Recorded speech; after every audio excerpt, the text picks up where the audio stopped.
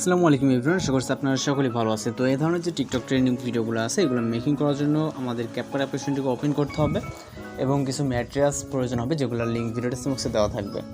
আপনারা এখান থেকে জাস্ট ডাউনলোড করে নেবেন, নেওয়ার পর আপনি আপনার ফোন থেকে ক্যাপকাট অ্যাপ্লিকেশনটিকে ওপেন করবেন। এরপর এখান থেকে নিউ প্রজেক্ট অপশনে ক্লিক করবেন। যদি না থাকে অ্যাপ্লিকেশনটি তাহলে প্লে স্টোরে অ্যাভেলেবেল পেয়ে যাবেন, আপনারা এখান থেকে খুব সহজে কিন্তু ডাউনলোড করে ইউজ করতে পারবেন।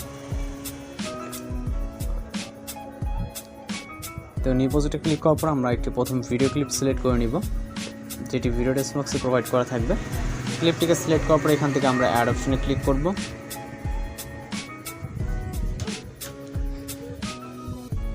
এরপর ভিডিওর এন্ডিংয়ে চলে যাব।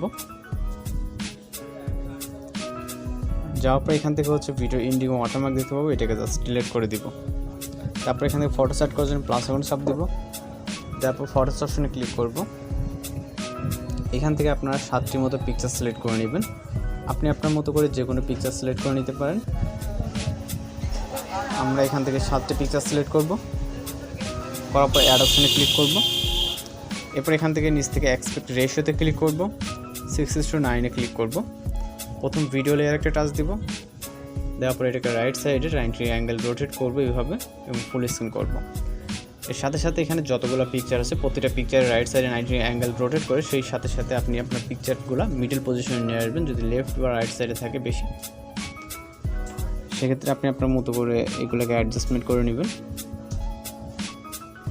তো আশা করি খুব সহজে এগুলো বুঝতে পারবেন। তাছাড়া বুঝতে সমস্যা হলে কিন্তু অবশ্যই কমেন্ট বক্সে জানাতে পারেন। ওকে, রাইট সাইডে আমরা এগুলোকে ফুলি রোটেট করে নেব এইভাবে। লাস্ট ওয়ান পিকচার বাকি আছে এবং আমরা চলে যাব ভিডিওর স্টার্ট পজিশনে। যাওয়ার পর এখান থেকে অ্যাড অডিও এক্সট্রাক্টে ক্লিক করব। মিউজিকটিকে সিলেক্ট করে এক্সট্রাক্ট অ্যাড অডিওতে ক্লিক করব।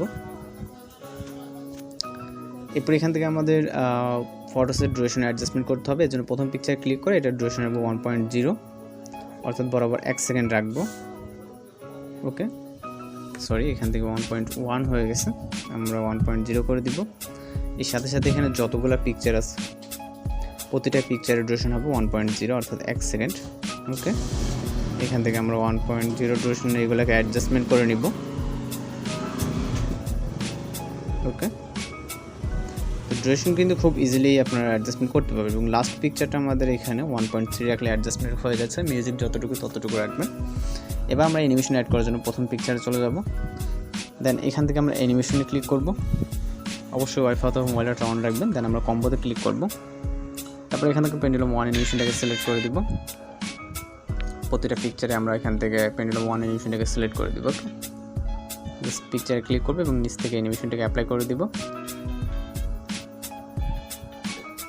ওকে, অ্যানিমেশন অ্যাপ্লাই হলে এখান থেকে টিকমার্ক ক্লিক করব। এরপরে ইফেক্ট অ্যাড করার জন্য আমরা এখান থেকে চলে যাব ফটো সিস্টার পজিশন, ভিডিও ক্লিপে ইন পজিশনে চলে যাব ইফেক্টসে, ভিডিও ইফেক্টসে চলে যাব এবং এখান থেকে আমরা নাইট ক্ল্যাপ ক্যাটাগরিতে যাব। এখানে হিউজ পরিমাণে আপনার ইফেক্ট দেখতে পাবেন। এখান থেকে আমরা স্টপ নামে একটি ইফেক্ট আছে, এটাকে সিলেক্ট করে এখান থেকে অ্যাপ্লাই টু অলে ক্লিক করব এবং এই ইফেক্টটাকে আমাদের ভিডিও ইন পজিশন অবধি নিয়ে যেতে হবে।